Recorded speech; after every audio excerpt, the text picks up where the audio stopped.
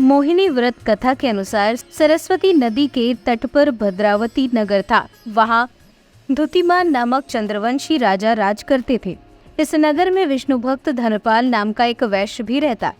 वहीं धनपाल ने नगर में भोजनालय, प्याऊ, कुएं, तालाब और धर्मशाला बनवाई थी।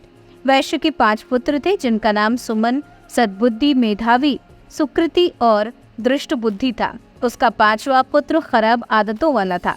अनेक बुरे कामों से वो पिता के धन को नष्ट करता था। उसके कर्मों से परेशान होकर धनपाल ने उसे घर से निकाल दिया।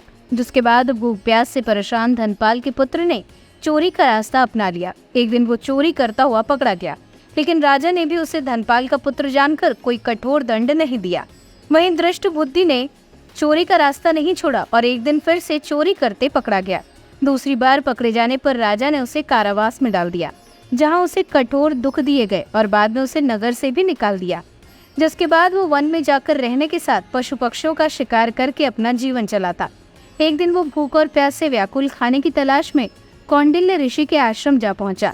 उस समय वैशाख मास था और महर्षि गंगा स्नान कर वापस आ रहे थे। महर्षि के भीगे वस्त्रों के छींटे उस पर पड़ने से उसे कुछ ज्ञान की प्राप्ति हुई। दृष्ट बुद्धि ने कौंडिल्य ऋषि से हाथ जोड़कर कहा, हे महर्षि, मैंने अपने जीवन में बहुत पाप किए।